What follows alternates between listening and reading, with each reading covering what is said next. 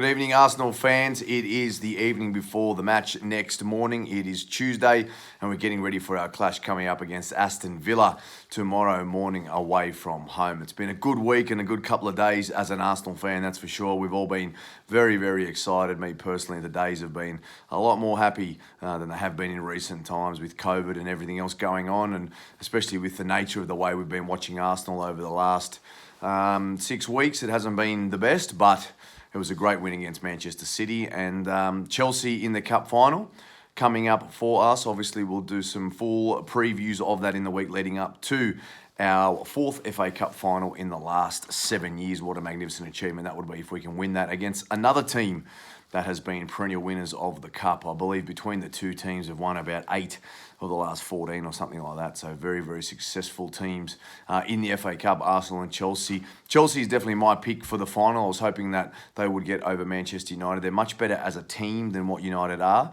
However, I feel that when it comes to a team, you can actually plan for that a lot better. And Mikel Arteta has shown that tactically he's very, very astute, and he'll review and analyse and get ready for that Chelsea threat, and he'll get that exactly right before the game. Manchester United, a few more star players and guys that on their day, such as Bruno Fernandes, that can really turn it on against us. So I'm happy that we got Chelsea, and feeling very confident about that ahead of the cup final, which is in 2 weeks. I mean, normally you get your nice 6-week lead in, but after these 2 Premier League games coming up this week, we end up with that game against Chelsea in the FA Cup, and that could be our final chance of making Europe as well, depending how these next 2 games go. So, first of all, Aston Villa coming up away tomorrow morning, 5:15 a.m. kickoff in Australia, Wednesday morning.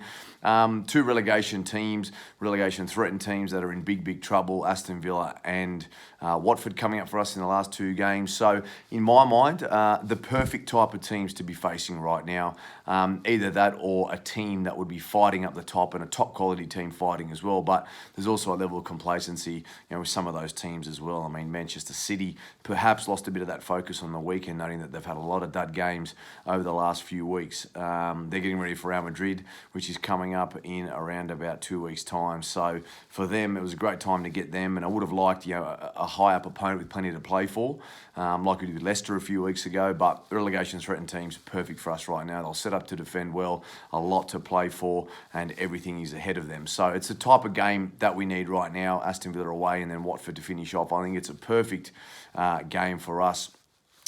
Still a chance for them to actually get through and survive. Norwich City have gone down and Leeds United have gone up from the Championship. But in terms of Aston Villa, Watford, Bournemouth, there's still a bit of a dogfight happening down the bottom of the table. So for us, it's absolutely magnificent for us to be taking on Aston Villa, a team that's going to set up and really, really look to get a result against us. So that's good for us to break down, something for us to plan against and our boys to be ready for.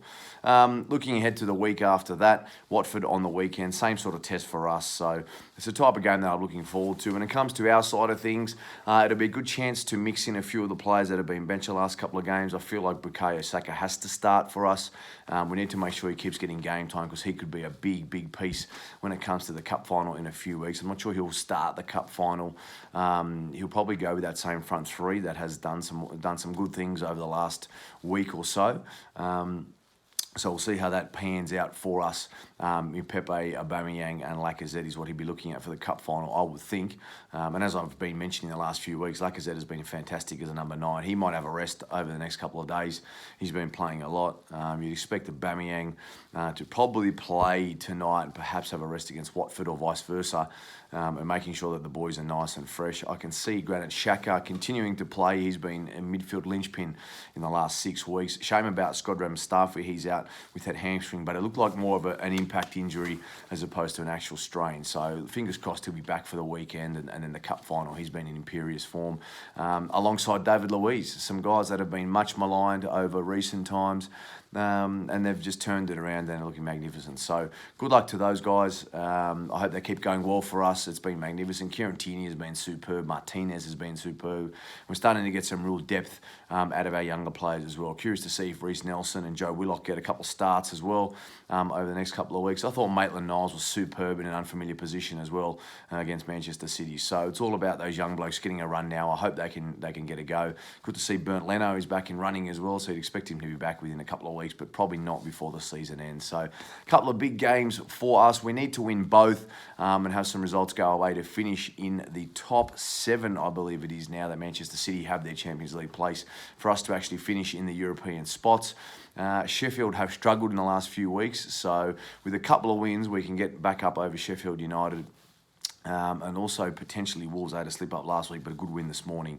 So there's some teams that we can get back up and over and get ourselves in the right spot. There's been a lot of talk about not wanting Europe next season. I personally was one that was for us not being in Europe. I don't think it's going to have a great benefit for the squad. I feel like a year off is always beneficial every now and again, just to reset. Not that we've had one of those, in the last 20 years, because we've always played in the Champions League, which if that was the case, you'd always want to be in the Champions League. But the fact that it'll be a 4th season of Europa coming up for us, I just don't see how a season off wouldn't benefit us. We've seen Chelsea in the past, finish 9th and 10th and then gone on to be champions the next season just by having a bit of a rejuvenation. And Mikel Arteta looks like he can do so much more with full weeks in the middle of the week to actually train the boys, to actually show them his tactics, show them his methods, practice, as opposed to when you start playing Europa so consistently, and also you have your Carling Cup, you just don't have your full weeks as well. Once a season gets underway, you just do not have your full seasons.